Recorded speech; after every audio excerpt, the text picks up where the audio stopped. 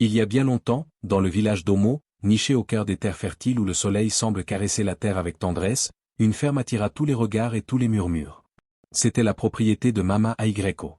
Personne n'ignorait son existence. Elle s'étendait à perte de vue, si vaste que, depuis un bord, l'horizon avalait l'autre extrémité dans un voile de brume dorée. Ces ignames formaient des rangées parfaites, hautes comme des hommes debout, vigoureuses, gorgées de vie. Les tubercules étaient si gros qu'on aurait dit des trésors enfouis. Les champs de manioc ondulaient doucement sous la brise, et le maïs dressait ses épis comme des sentinelles fières. Cette abondance semblait défier les saisons et les caprices du ciel. Les gens venaient de loin pour admirer ce miracle. Les voisins se promenaient entre les sillons impeccables, respirant l'odeur riche de la terre travaillée. Les commerçants inspectaient les récoltes, les yeux brillants d'envie, avant de conclure des affaires juteuses. Les enfants, riant aux éclats, couraient entre les plants, inventant des jeux où ils se cachaient derrière les feuilles géantes. La ferme de Mama Aigreko était devenue légendaire, non seulement à Omo, mais dans tous les villages alentours. Pourtant, un mystère planait, on n'y voyait jamais âme qui vive pour travailler. Pas un ouvrier, pas un journalier. Quand on interrogeait Mama Aigreko, elle répondait avec un sourire calme, « Je me lève avant l'aube, je me couche après la lune. C'est mon secret. Le travail acharné, rien d'autre. » On observait ses mains, douces, sans la moindre corne, sans trace de terre incrustée sous les ongles. Des mains de femme qui n'avaient jamais vraiment peiné sous le soleil brûlant. On s'étonnait, on chuchotait, mais qui osait insister? Après tout, elle était riche. Et la richesse impose le respect, même quand elle cache des ombres. Ce que personne ne soupçonnait, c'est que la ferme grouillait de travailleurs. Des centaines d'âmes besognaient sans relâche, du lever au coucher du soleil, et même au-delà, dans l'obscurité. Ils plantaient, sarclaient, récoltaient, encore et encore. Ils ne s'arrêtaient jamais. Ils ne se plaignaient jamais. Ils ne demandaient rien en échange. Mais ces travailleurs étaient invisibles, ou plutôt, ils n'appartenaient plus au monde des vivants. C'étaient des fantômes. Des esprits asservis. Et seule Mama Aigreko pouvait les voir. Chaque matin, avant que le village ne s'éveille, elle se rendait dans une petite hutte isolée, à l'angle de la ferme. Elle verrouillait soigneusement la porte derrière elle. Là, cachée dans un coin sombre, se trouvait une modeste jarre en argile contenant une eau particulière, presque noire, immobile comme un miroir maudit. Elle en versait un peu dans ses paumes, s'en lavait le visage et murmurait les paroles que le sorcier lui avait enseignées, des mots anciens qui faisaient frémir l'air, « Yeux qui voient les vivants, voyez les morts. Yeux qui voient le jour, voyez la nuit. Ouvrez-vous. » Et soudain, le voile se déchirait. Le monde des esprits s'ouvrait à elle. Alors apparaissaient les silhouettes grises, errant entre les plants. Leur peau avait la couleur de cendre froide. Leurs yeux étaient vides, deux puissants fonds. Leurs gestes étaient raides, mécaniques, comme des marionnettes mues par une force invisible. Ces esclaves fantômes. Pour tous les autres visiteurs, curieux, enfants où les champs restaient déserts, magiques, comme si la terre elle-même faisait pousser les récoltes par pure générosité. Mais ce prodige n'avait pas toujours existé. 15 ans plus tôt, Mama Aigreko et son mari vivaient dans la misère la plus noire. La pauvreté les rongeait comme une maladie incurable. Les rats entraient dans leur cuisine et repartaient affamés, déçus. Leurs deux filles, Aigreko la douce et Kémi la curieuse, portaient des haillons que même les mendiants auraient refusés par fierté. Quand Mama Aigreko traversait le marché, les autres femmes se moquaient dans son dos, riaient de sa robe usée jusqu'à la trame, de ses épaules voûtées par la honte. Chaque soir, elle écoutait ses enfants pleurer de faim, le ventre creux, les yeux brillants de larmes qu'ils retenaient pour ne pas l'accabler davantage. Cette nuit-là, quelque chose se brisa en elle. Elle noua son unique pagne propre autour de la taille, prit une lampe à huile tremblotante et s'enfonça dans la forêt profonde, là où même la lune hésitait à pénétrer. Au cœur des ténèbres vivait un devin redouté, un homme dont le nom seul faisait baisser les yeux. Elle s'agenouilla devant lui et prononça les mots qui changeraient tout, « Je veux devenir riche. Peu importe le prix. » Le vieil homme la fixa longuement, puis parla d'une voix rauque, « Tu désires une ferme qui se cultive seule? Une richesse qui ne s'épuise jamais? Alors il te faut des ouvriers qui ne dorment pas, qui ne se fatiguent pas, qui ne réclament jamais de salaire. » « Où trouver de tels êtres? Demanda-t-elle, le cœur battant. « Tu les créeras toi-même. Écoute bien. À minuit, pour chaque personne que tu veux à ton service, appelle son nom d'esprit. Son esprit répondra. Au matin, elle mourra morsure de serpent, fièvre soudaine, chute fatale, peu importe la forme. Après l'enterrement, son âme se lèvera et viendra travailler sur ta terre pour l'éternité. Mais, les gens les verront-ils? Les morts habitent un autre monde. Personne ne les verra, sauf toi, si tu as les yeux ouverts. Je te donnerai une eau sacrée. Chaque matin, lave-toi le visage avec elle et tu les verras. Sans elle, même toi tu seras aveugle à leur présence. Et ton secret restera enfoui. Une dernière chose, ton mari posera trop de questions. Utilise ceci. Il lui tendit une petite calebasse de poudre noire. Enterre-la sous sa natte de sommeil. Son esprit sera enchaîné. Il t'obéira sans réfléchir, comme un serviteur parfait. Elle repartit avec la jarre d'eau et la poudre maudite. Cette nuit-là, pendant que son mari dormait, elle glissa la poudre noire sous sa natte.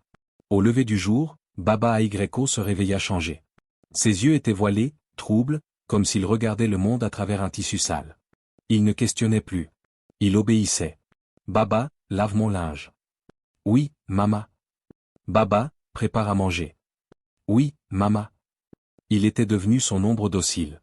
La première victime fut sa propre cousine, Baudu. À minuit, Mama Aigreco sortit, brûla la poudre noire et murmura, « Baudu, fille d'Aduc, née sous la pleine lune, j'appelle ton esprit.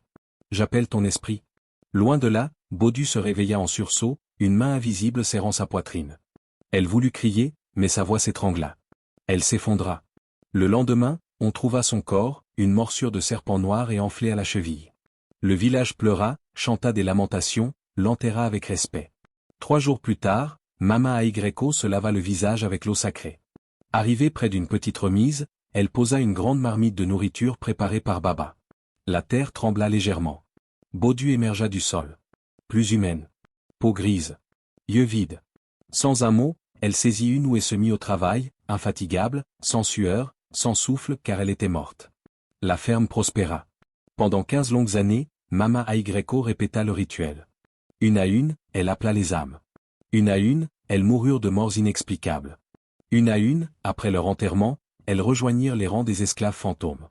Chaque matin, Baba, l'esprit brisé par le sortilège, cuisinait 3 énormes marmites de nourriture, assez pour nourrir 100 personnes. Mama portait ses charges sur sa tête jusqu'au champ. Elle nourrissait les fantômes, qui mangeaient en silence avec leur visage cendré. Puis ils reprenaient le labeur, planter, récolter, désherber, étendre les terres encore plus loin. Les filles grandissaient. Aigreco, l'aînée, profitait de cette vie facile sans se poser de questions. Kémi, la cadette, voyait tout. Elle remarquait les yeux vides de son père, les charges énormes de nourriture pour une ferme sans ouvriers, les morts mystérieuses qui frappaient le village, serpents, fièvre, accidents et surtout cette hutte interdite à l'est, où personne n'avait le droit d'entrer. Un matin, Kémi décida de suivre sa mère. Elle la vit charger les marmites et partir. Discrètement, elle emboîta le pas, se cachant derrière les arbres, le cœur cognant. Arrivée à la ferme, Mama entra dans la hutte. Kémi s'approcha, se faufila par une planche descellée. Elle trouva la jarre. L'eau semblait vivante, trop calme, trop sombre. Dehors, elle entendit sa mère parler, à qui? La ferme était censée être vide. Tremblante, Kémi versa de l'eau dans ses mains, se lava le visage et murmura, « Yeux qui voient les vivants, voyez les morts. Ouvrez-vous. » Le monde bascula. Elle sortit et découvrit l'horreur, des dizaines, des centaines de silhouettes grises besognaient. Elle reconnut son oncle Tindi, mort 3 ans plus tôt d'une maladie foudroyante, en train de planter des ignames. Baudu, sa cousine, morte 10 ans auparavant, récoltait du manioc. Tous ceux qui avaient disparu mystérieusement ces 15 dernières années, tous esclaves sur la terre de sa mère. Mama circulait parmi eux, posant des bols, ordonnant, « Travaillez bien aujourd'hui, la récolte sera grande. » Kémi plaqua une main sur sa bouche pour étouffer un cri. Elle s'enfuit, courant jusqu'au village, les poumons en feu. Elle surgit sur la place, « À l'aide. Ma mère tue des gens. Il y a des fantômes sur sa ferme. Des morts qui travaillent. » On la crut d'abord folle. Mais quand elle insista, une vingtaine de villageois dont des mères, des pères, des frères ayant perdu un proche la suivirent. Sur place, ils ne virent rien, juste des champs magnifiques, vides. « Attendez, » dit Kémi. Elle courut chercher la jarre et expliqua le rituel. Le chef du village s'exécuta le premier.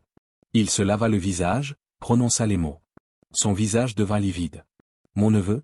Tindi, il est là, en train de planter. » Un à un, ils essayèrent. Un à un, ils virent. Une femme hurla, « Mon fils que nous avons enterré l'an dernier. » Les cris, les pleurs, les lamentations emplirent l'air.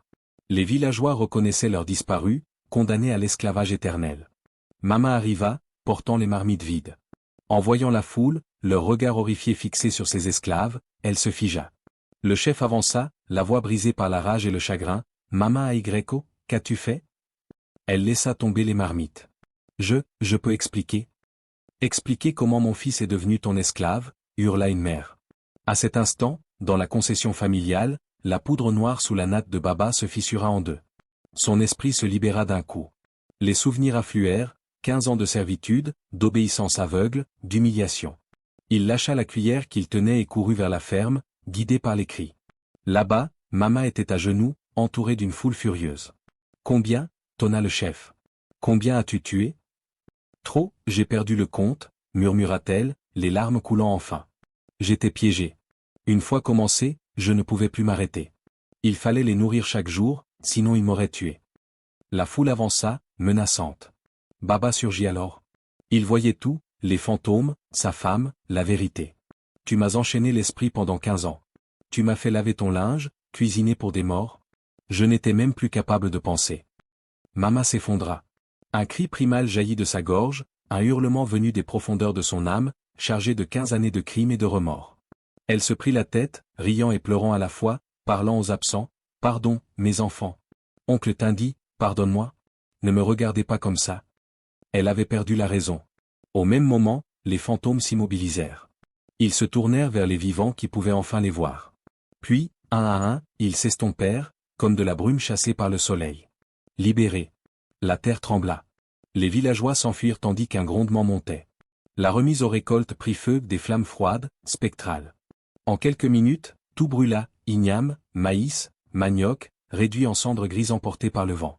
Les flammes gagnèrent les champs. Les plants noircirent, pourrirent, s'effritèrent. La terre fertile devint stérile, grise, morte. 15 ans de richesse maudite s'évanouirent en un instant. Le village s'occupa du sorcier le jour même. Ils le trouvèrent dans sa hutte forestière, le firent avouer, incendièrent ses objets, le chassèrent à jamais. Mama Aigreco ne retrouva jamais sa lucidité. Elle restait assise dans la cour, parlant à des fantômes qu'elle seule voyait, pleurant, riant, s'excusant dans le vide. Kémy et Aigreco vendirent ce qui restait et distribuèrent l'argent aux familles endeuillées. Ce n'était qu'une goutte dans l'océan de leur douleur.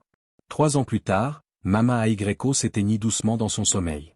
On l'enterra loin, très loin des tombes de ses victimes. Sur sa sépulture, ils plantèrent une unique fleur, pas en hommage, mais pour marquer l'endroit, pour rappeler à tout ce qui arrive quand on échange des âmes contre la richesse. Aujourd'hui encore, on raconte cette histoire à Homo. Aux enfants qui rêvent trop grand. Aux jeunes qui cherchent des raccourcis vers le succès. À quiconque croit que la fortune vaut n'importe quel prix. La ferme maudite existe toujours. Mais rien n'y pousse plus. Le sol est gris, stérile. Même les mauvaises herbes l'évitent. Et par certaines matinées calmes, si vous vous tenez au bord de ce champ mort et tendez l'oreille, vous entendrez peut-être le bruit sourdé ou frappant la terre. Le son fantomatique d'esclaves disparus, travaillant encore pour une maîtresse qui s'est détruite elle-même en voulant fuir la misère. Certains raccourcis ne mènent qu'à la ruine. Certaines richesses coûtent plus cher que tout ce que l'on possède. Et certains secrets, une fois révélés, réduisent le monde en cendres.